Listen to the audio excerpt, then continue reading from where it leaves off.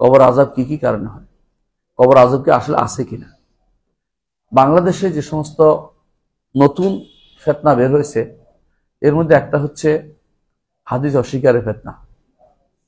এরা কবর আযাবকে অস্বীকার করে। অস্বীকার করলে কি এটা নাই হয়ে যাবে? কেউ যদি আল্লাহকে অস্বীকার করে আল্লাহ নাই হয়ে যাবেন? জাহান্নামকে অস্বীকার করলে জান্নাতকে অস্বীকার করে নাই হয়ে যাবে? কখনো না। তাহলে বোঝা গেল যে এরা কবর আযাবকে অস্বীকার করলেই সেটা কি হয়ে যাবে? বন্ধ হয়ে যাবে না। কবর আযাব এমন একটি জিনিস যেটা মুতাওয়াতির, কোরআন দিয়েও সাব্যস্ত, হাদিস মুতাওয়াতির হাদিস দিয়েও সাব্যস্ত। কবর আযাব হবে এটা মুতাওয়াতির, কোরআন দিয়েও সাব্যস্ত আর মুতাওয়াতির হাদিস দিয়েও সাব্যস্ত। আলেমরা এটাকে বলছেন আহাদিসু আযাবিল কবর মুতাওয়াতিরা ওয়া নাঈম। কবর আযাব এবং নাঈমের কথাটা মুতাওয়াতির। মুতাওয়াতির বুঝছেন কিনা? মুতাওয়াতির হচ্ছে এমন বিষয় যে যেখানে সন্দেহের কোনো সুযোগ নেই, এমন এত লোকে বর্ণনা করছে যে এটা মানে নিতেই হবে আপনাকে। এমনিতেই আহাদও মানতে হবে আপনাকে, একক বর্ণনাও মানতে হবে। বেশি বর্ণনার গুরুত্ব কি? আরো বেশি শক্তিশালী হলো, এটাই উদ্দেশ্য। রাসূলের হাদিস যদি কোনো সহিহ সনদে আসে সেটা মানতেই হবে, এটা ইয়াকিনের ফায়দা দেয়, জন নাই। আর এত পরীক্ষার পরে যে হাদিসটি আপনার কাছে সহিহ সনদে এসে পড়ছে, আপনাকে মনে করতে হবে এটা নেয়ামত। এখানে জন বা ধারণার কিছু নেই। যে কেউ ধারণার কথা বলবে এরা ভুল বলছে, এবং তারা বিশুদ্ধ আকীদার লোক নয় বলেই ধারণার কথা বলবে। বিশুদ্ধ আকীদা এই জন্য জীবনের বড় নেয়ামত। বিশুদ্ধ আকীদা ও মানহাজ একটা বড় নেয়ামত। যদি এটা না পান যে কোনো সময় মানুষ ভুল করতে পারে। কবর আযাব কি কি কারণে হয়? কবর আযাব কি কি কারণে হয়? কবর আযাব কোরআনে উল্লেখ করা হয়েছে। কোরআনে উল্লেখ করা হয়েছে আন্নারু ইউরাদুনা আলাইহা গুদুওয়া ওয়া আশিয়া ওয়া ইয়াওমা তাকুমুস সাআতু আদখিলু আলা ফিরআউনা আশাদাল আযাব। সকাল বিকাল তাদেরকে জাহান্নামে শাস্তি দেওয়া হয়। আর যেদিন কিয়ামত হবে, এর অর্থ আগেরটা কোন দিন? কবরে। স্পষ্ট কিনা? এত স্পষ্ট নস আলেমরা উল্লেখ করে তার হিসাব নেই। আমার একটা গ্রন্থ আছে, নাম হচ্ছে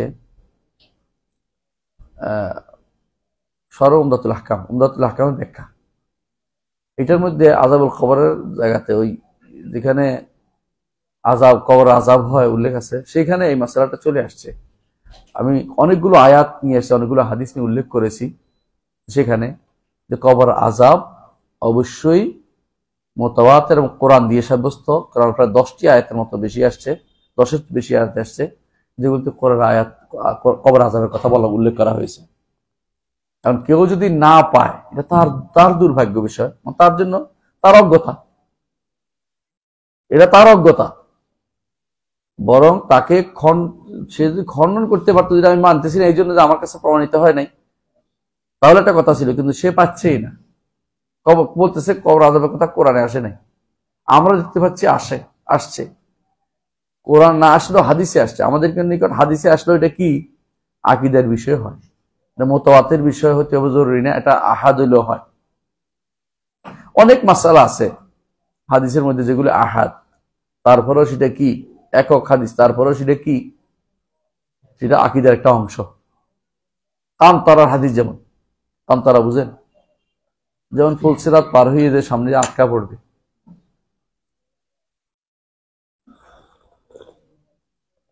আরবরা বলে তাজাওয়াজাত কান্তারা, অমুকে কান্তারা পার হয়ে গেছে। কান্তারা অর্থ হলো এমন জায়গা যেটা পার হলে আর ফিরে আসার সুযোগ নেই। ফুলসিরাত পার হইলে একটা জায়গায় ইমানদারদের আটকে দেওয়া হবে, কারণ ফুলসিরাতের পরে ইমানদার আছে আর কেউ নেই, বাকিরা কই? পড়ে গেছে। কাফের আগেই যে সমস্ত কাফের ছিল তারা প্রত্যেকে যে যার পূজা করতো, এটার অনুসরণ করে লেফট করতে করতে জাহান্নামে চলে গেছে হাসরের মাঠ থেকে। বাকি থাকবে ইমানদার এবং মুনাফেকরা ইমানদারদের সাথে সাথে চলবে, বুঝতে পারবে না দুনিয়া তো একসাথে ছিল। সূরা মুজাদালা অথবা হাদিদে আসছে, তখন বলবে যে আনজিরুনা নাকতাবিস মিন নূরিকুম, আমাদেরকে একটু অপেক্ষা করো না, তোমাদের আলো দিয়ে পার হইতেছে আমরা। মানে আলো, ইমানদারদের তো আলো হবে, তাদের সবচেয়ে কম আলো হবে ওই ব্যক্তি যার বুড়ি আঙ্গুলের মধ্যে আলোটা থাকবে, বুড়ি আঙ্গুল, পায়ের বুড়ি আঙ্গুলের মধ্যে। আর সবচেয়ে বেশি আলো হলে আল্লাহুম্মা আযিম লি নূরা, আল্লাহুম্মা আযিম লি নূরা। সকালবেলা যখন মসজিদে যান সালাতের জন্য, তখন একটা দোয়া আছে, কে কে পারেন মুখস্থ এটা?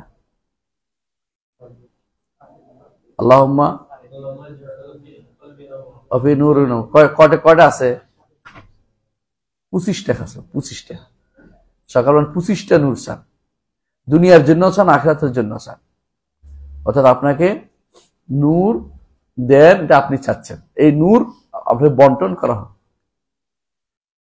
ওয়াইজাল লাকুম নূরান তামশুনা বিহি, দুনিয়াতেও আখিরাতেও আপনি নূর পাবেন, ঈমান অনুসারে আপনি নূর পাবেন। তো সেদিন মুনাফিকরা আটকে যাবে হাশরের মাঠে। মুনাফিকরা নিতে চাইবে, বলবে যে কিলার যে ওরা পিছন দিকে তাকাও, তোমরা সারাদিন পিছনের দিকে তাকাইছিল, ঈমান আনতে গিয়ে একবার ওদিকে একবার ওদিকে পিছনে তাকাইছিল। ওরা পিছনে ওকে দিয়ে দেখাও নূর পাও কিনা। কিন্তু পিছন দিকে তাকাইলে